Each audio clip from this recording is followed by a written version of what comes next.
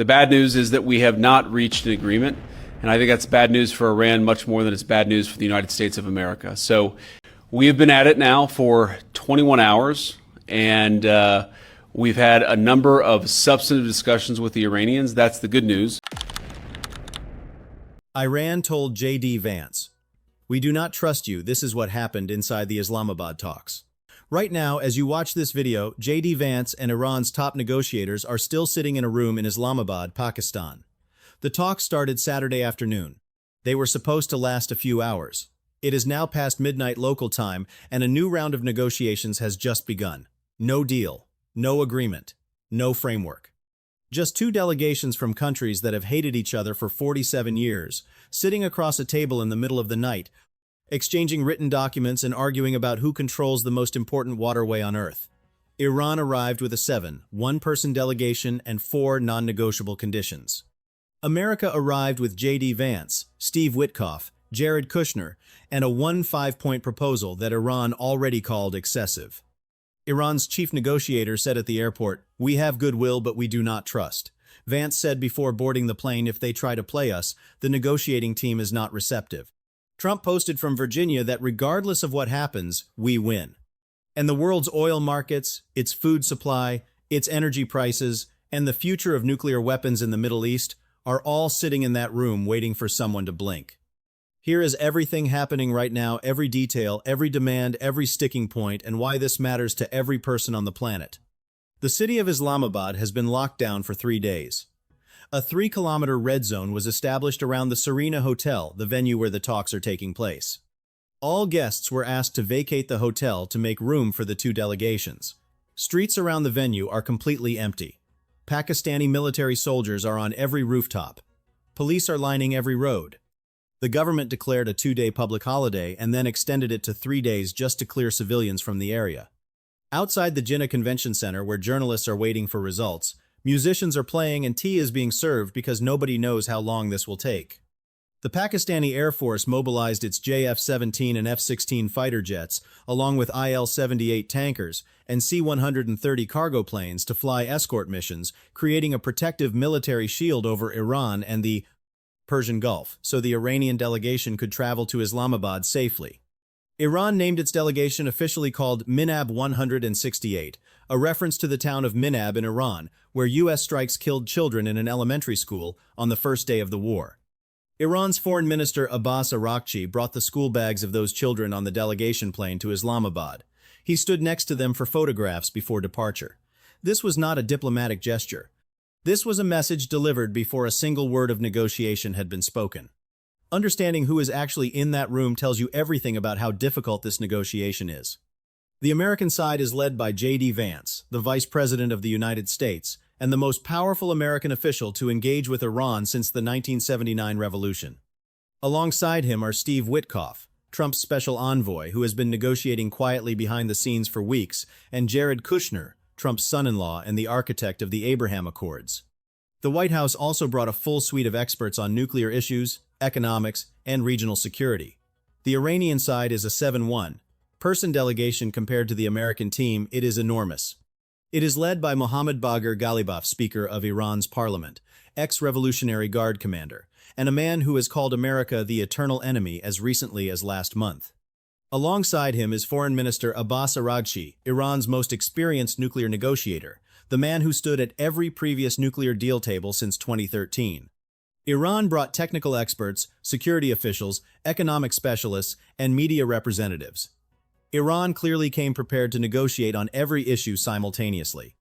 Both delegations met separately with Pakistan's Prime Minister Shehbaz Sharif before sitting down together, giving both sides a chance to privately communicate their red lines to the mediator before the actual confrontation began.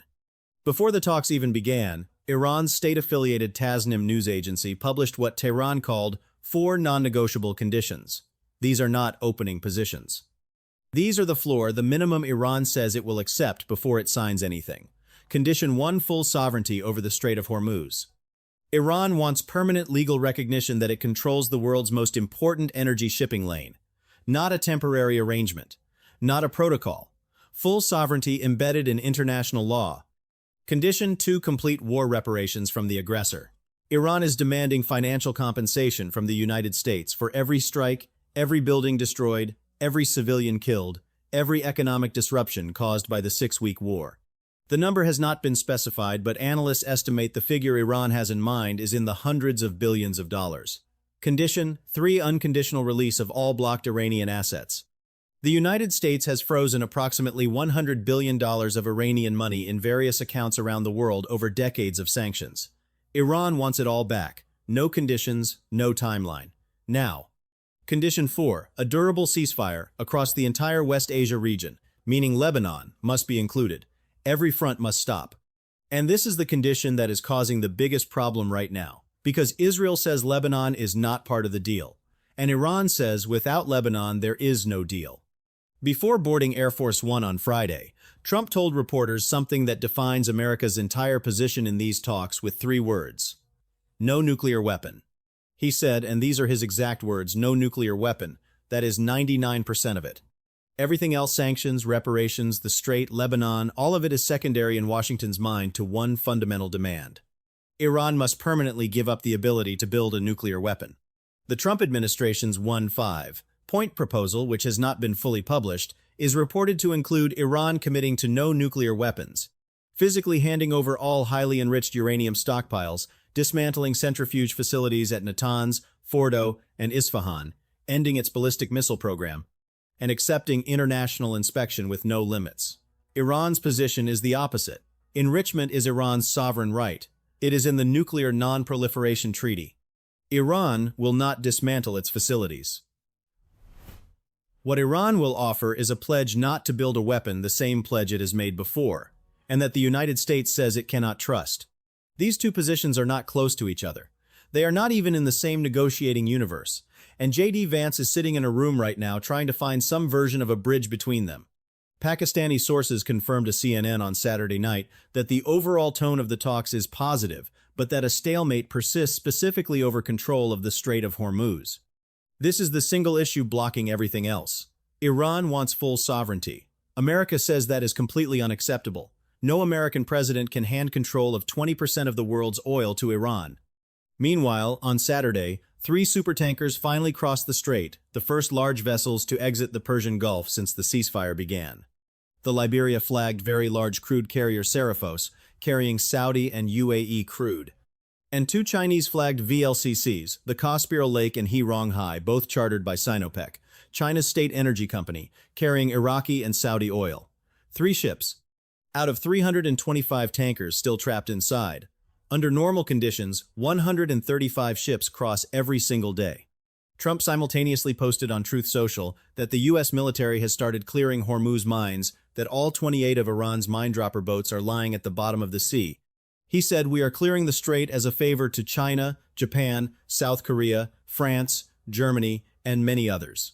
Iran did not confirm this. And a Pakistani source told Reuters no U.S. naval vessel had actually passed through the strait. Both sides are managing the public narrative while the real negotiation happens behind closed doors. Before the talks even started, Iran's chief negotiator Ghalibaf posted on X with an ultimatum. 2 conditions must be met before negotiations begin: a ceasefire in Lebanon and the release of Iran's blocked assets. He sent this post after J.D. Vance's plane had already left for Islamabad. He was essentially saying, your plane is in the air, but we are not sitting down until you give us these 2 things. The Lebanon issue is the sharpest point of conflict outside of the nuclear question. On Wednesday, April 8th, just hours after the ceasefire was announced, Israel launched its most ferocious wave of strikes in Lebanon since the war began. 357 people were killed in a single day. Over 1,200 wounded. Lebanon's health ministry called it the deadliest day since September 2024. Iran said this proved the ceasefire meant nothing. Israel and America said Lebanon was never included. Iran said it was. Pakistan said it was. France's President Macron called Iran's president directly and urged full respect for the ceasefire, including in Lebanon. J.D. Vance called it a legitimate misunderstanding and suggested Israel might check themselves a little bit, which is a remarkably mild way to describe 357 people killed in a single day. Iranian state media reported talks began only after some movement on Lebanon, with sources suggesting a possible understanding to limit strikes to southern Lebanon only. No official confirmation. But the talks started and continued through the night. Al Jazeera reported one significant detail on Saturday evening that most outlets missed. The U.S. and Iranian delegations have exchanged written text during the talks. This sounds simple. It is actually a major diplomatic signal. In 47 years of no direct contact, every communication between Washington and Tehran went through intermediaries. Messages passed through Switzerland, Oman, Qatar, Pakistan. Written texts exchanged directly between the two delegations means the two sides are not just talking at each other through Pakistan. They are responding to each other's positions in writing, building a paper record of what has been offered, what has been rejected, and what might form the basis of an agreement. Trump confirmed on Saturday that the U.S. is in very deep negotiations with Iran. He added, "Regardless of what happens, we win." J.D. Vance said before departing he expects the talks to be positive, but warned Iran not to play them. Sources close to the Iranian delegation told CNN the U.S. made unacceptable demands on the Strait and several other issues. Iran's state media said, and this is critical, this appears to be the last chance in this round to reach a common framework. Pakistan's state broadcaster said the same. Both sides are signaling this round of talks cannot simply be extended indefinitely.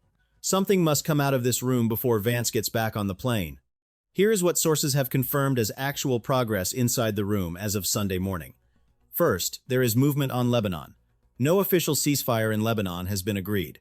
But sources told Al Jazeera there is a possible understanding being formed to limit Israeli strikes to southern Lebanon, only pulling back from the bombing of Beirut in central Lebanon.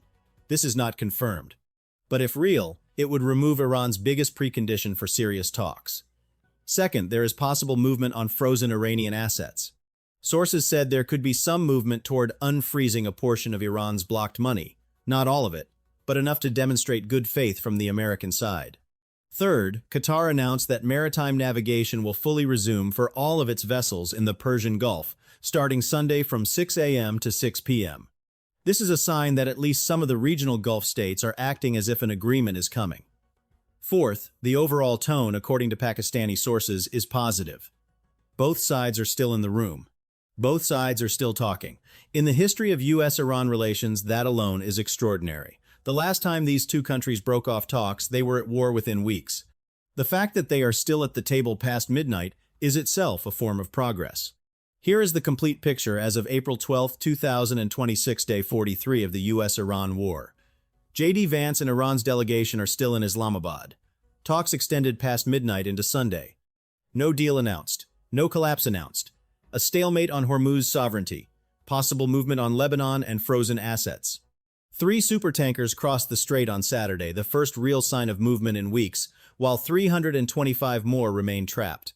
Trump is posting on Truth Social, calling it very deep negotiations. Iran's media is calling it the last chance in this round. Pakistan is still in the room holding both sides together. The ceasefire expires on April 22nd, 11 days from now. If these talks produce a framework, even a partial one, the ceasefire gets extended and the world gets more time. If these talks collapse, Vance gets on a plane, Iran starts blocking the strait again, Trump reissues the ultimatum, and the bombs start falling on April 22nd. There is no middle ground between those two outcomes. And the people deciding which one happens are sitting in a hotel in Islamabad right now, past midnight, exchanging written texts in a language of diplomacy that neither side fully trusts. The most dangerous negotiation of the 21st century is happening right now. We are going to be here covering every development as it breaks. Subscribe and turn on notifications because in this story, everything can change in a single hour.